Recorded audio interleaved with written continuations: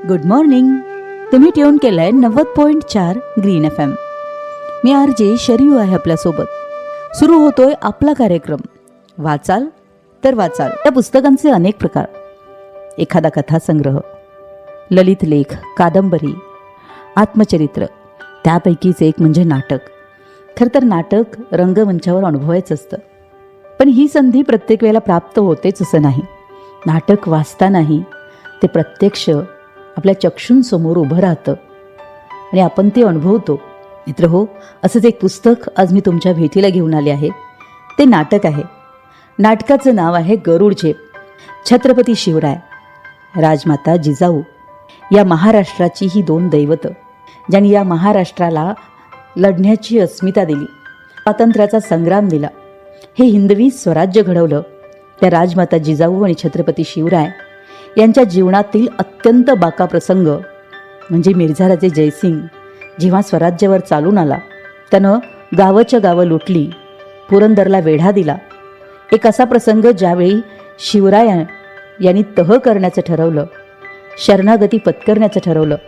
इथून पुढील अनेक प्रसंग आणि त्या प्रत्येक प्रसंगात, त्या प्रत्येक संकटात राजमाता जिजाऊ ज्या बाण्याने शिवाजीराजांच्या पाठीशी उभ्या राहिल्या, ज्या विचाराने त्यांनी हे स्वराज्य सांभाळलं, तो विचार ज्या नाटकामध्ये आपल्याला भेटतो ते नाटक म्हणजे गरुड झेप. हे नाटक घडावं यासाठी दोन दिग्गज लेखक एकत्र आले. रणजित देसाई आणि वसंत कानेटकर यांच्या लेखणीतून आकाराला आलेलं हे नाटक गरुड झेप. छत्रपती शिवाजी महाराजांनी जे हिंदवी स्वराज्य घडवलं, या गोवर्धन पर्वताला असंख्य थोरा मोठ्यांचे हात लागले, म्हणूनच ते अवतरले, अशी खुद्द छत्रपतींची भावना होती. त्या शिवचरित्रातलं एक सोनेरी पान लिहिण्यासाठी दोन मराठी लेखकांनी भक्तिभावानं एकत्र यावं, यात नवल ते काय. वसंत कानेटकर रणजित देसाईंना म्हणाले की आग्र्याहून सुटका नाटक मी वाचलंय, पाहिलंही आहे, तरीही मला वाटतं की शिवाजी महाराजांची एक आगळी थोरवी, एक प्रचंड पराभव, दारुण अपमान यांच्या वेदनेतून उसळणारी थोरवी ज्या कहाणीत आहे, ती कहाणी रंगमंचावर आली पाहिजे. ती कहाणी म्हणजे पुरंदरचा तह आणि तिथून आग्र्याहून सुटकेपर्यंतचा तो प्रवास ज्या नाटकामध्ये चितारलाय ते नाटक गरुड झेप. छत्रपती शिवरायांची भूमिका या नाटकामध्ये श्रीकांत मोघे यांनी केली आहे. लता मंगेशकर यांच्या हस्ते या नाटकाचा शुभमुहूर्त पार पडला. या नाटकाची सुरुवातच अशी होते की सुरुवातीला शाहीर पिराजी शिवाजी महाराजांना त्यांच्या पोवाड्याचा एक चौक तरी ऐकून दाखवावा म्हणून या नाटकाची सुरुवातच त्या पोवाड्यानं होते. तो पोवाडा खऱ्या अर्थानं संपूर्ण महाराष्ट्रात गाजला. तो मी शिवाजीराजे भोसले बोलतोय या चित्रपटातून. पण तो पोवाडा तत्पूर्वी गरुड झेप या नाटकामध्ये आलाय. प्रतापगडच्या पायथ्याशी खाणं आला बेगुमानं, नाही त्याला जाणं शिवाजीराजांच्या करामतीची. हा पोवाडा सुरू असतानाच या नाटकाची सुरुवात होते. तेव्हा जिजाबाई विचारतात, शाहीर मध्येच का थांबलात?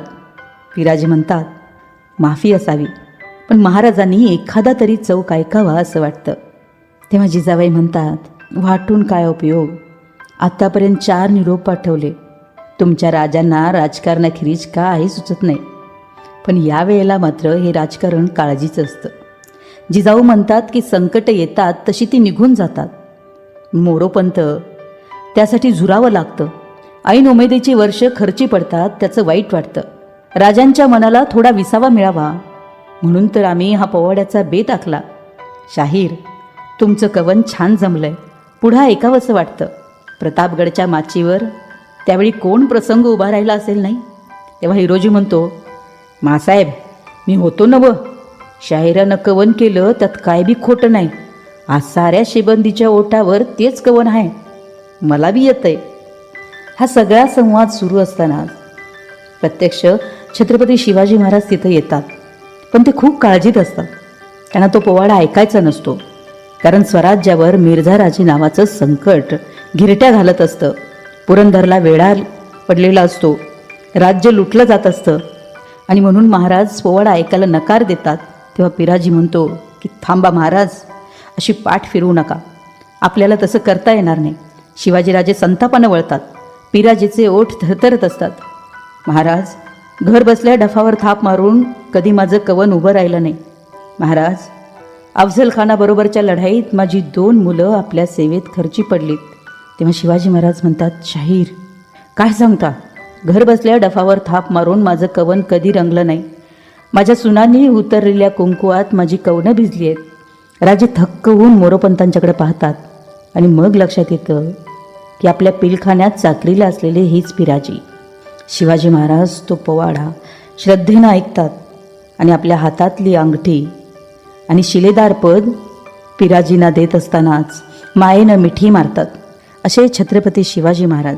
इथंच हा पहिला प्रवेश संपतो. छत्रपती शिवरायांच्या आयुष्यातील अत्यंत कठीण काळ म्हणजे पुरंदरचा वेढा, मिर्झाराजेंची तह. या काळात संपूर्ण स्वराज्य संकटाने घेरलेलं होतं. पण पुढे काय झालं या नाटकात हे ऐकूया या पुस्तकात, ज्या पुस्तकाचं नाव आहे गरुडचेप. या पुस्तकाचे लेखक आहेत रणजित देसाई आणि वसंत कानेटकर.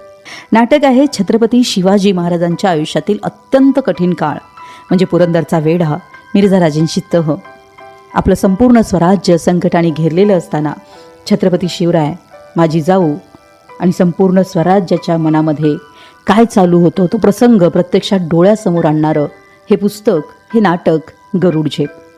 छत्रपती शिवरायांच्या आयुष्यातील अत्यंत निराशेचा काळ. पुरंदरचा तह झाला आणि या तहानुसार महाराजांना आग्र्याला भेटीला जावं लागलं. तिथे त्यांचा प्रचंड अपमान झाला. या अपमानाच्या काळामध्ये त्यांच्या पाठीशी उभ्या होत्या त्या राजमाता जिजाऊ. छत्रपती शिवरायांचं बळ राजमाता जिजाऊ. परंतु जिजाऊंना हे बळ कुठून आलं असं जेव्हा अनाजी विचारतात तेव्हा जिजाबाई म्हणतात, अरे माझ्या मोकळ्या कपाळाकडे बघ ना, म्हणजे कळलं कुठून आलं हे बळ. राजांनी स्वराज्याचा डाव मांडला आणि तो रंगत असतानाच तिकडे विजापुरी स्वारींना कैद झाली, भिंतीत चिणून मारण्याची धमकी दिली. ते दिवस मी कसे घालवले ते मलाच माहीत. सकाळी कुंकवाच्या कोयरीतलं बोट कपाळाला नेईपर्यंत केवढं बळ खर्चावं लागायचं ते तुम्हाला नाही कळायचं. त्याला बाईच्याच जन्माला यायला हवं. मोरोपंत जेव्हा जिजाऊंना म्हणतात की हा सह्याद्रीचा गरुड उत्तरेच्या माळावर फासेपारध्यांच्या जाळ्यात सापडलाय, तेव्हा जिजाऊ म्हणतात, मोरोपंत चुकून का होईना तू राजांना गरुड म्हटलंस. अरे गरुडाची घरटी जमिनीवर नसतात, ती उंच कडेकपारी असतात. गरुडाच्या पिलांना पंख फुटले की गरुडाची आई त्यांना आपल्या घरट्यातून ढकलून देते. जी पिलं पंखाचं बळ घेऊन माघारी घरट्यात येतात तीच गरुडाची पिलं ठरतात. राजे गरुड असतील तर आपल्या पंखांच्या बळावर माघारी घरट्यात येतील, नाहीतर या घरट्यात गरुड जन्मलाच नव्हता असं म्हणावं लागेल. गरुडाला जाळ्यात पकडणारा फासेपरधी अजून जन्माला यायचा आहे. अशा या करारी लढाऊ बाण्याच्या राजमाता जिजाऊ ज्यांनी या संकट काळात छत्रपती शिवाजी महाराजांना बळ दिलं. आणि छत्रपती शिवाजी महाराजांबद्दल याच नाटकामध्ये जिजाऊंच्या मुखातून प्रत्यक्ष काळ बोलतो असं वाटतं. गरुडचेप हे केवळ नाटक राहत नाही, त्याच्याशी आपण एकरूप होतो. हे जरी प्रत्यक्ष रंगमंचावर आपल्याला अनुभवायला नाही मिळालं तरी या पुस्तकातून आपण त्या प्रसंगामध्ये एकरूप होतो. असं हे नाटक गरुडचेप एकदा नक्की वाचायला हवं. रणजित देसाई, वसंत कानेटकर या दोन दिग्गज लेखकांच्या लेखणीतून आकाराला आलेलं हे नाटक गरुडचेप आणि या नाटकाचंच हे पुस्तक गरुडचेप. मित्रहो, आजच्या भागात इथंच थांबूया. पुन्हा भेटू पुढील रविवारी अशाच एका एव्हरग्रीन पुस्तकासह. तब तक के लिए सुनो ग्रीन, रहो एव्हरग्रीन.